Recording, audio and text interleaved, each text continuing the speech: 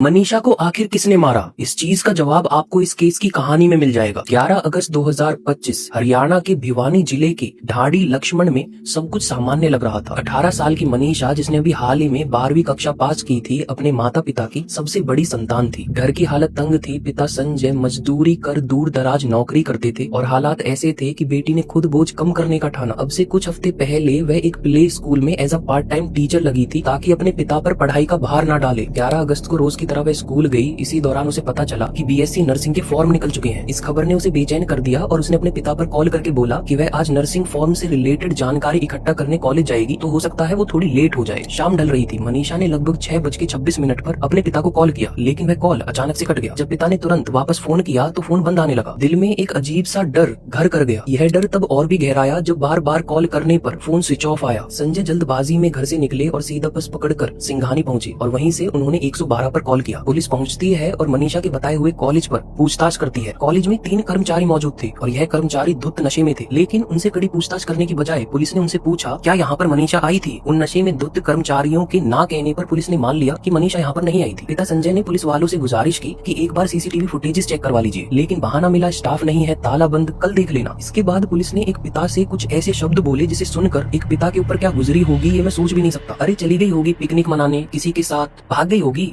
2-4 दिन में शादी का कार्ड लेकर खुद आ जाएगी। मतलब ये तो तरीका है पुलिस वालों का बात करना। बाहर के देशों में और हमारे देश में यही तो फर्क है। बाहर के देशों में पुलिस ऑफिसर से सेफ फील होता है, लेकिन इंडिया में पुलिस ऑफिसर से डर लगता है, क्योंकि सबको पता है एक नंबर के करप्टेड लोग हैं। अब सोचो एक गरीब आदमी इन्हें पैसे कहाँ से दे। रात बीती, 12 अगस्त को भी ना कोई कार्रवाई ना कोई खोज। रिपोर्ट आखिरकार देर रात में जाकर दर्ज हुई। अब सोचो अगर पुलिस उसी वक्त मनीषा के कॉल को ट्रेस कर लेती या फिर कॉलेज कर्मचारियों के ऊपर प्रेशर डालकर सीसीटीवी फुटेजेस निकलवाती तो शायद मनीषा मिल भी जाती। 13 अगस्त 2 दिन हो चुके हैं पुलिस की लापरवाही को। एक किसान खेत से गुजर रहा था।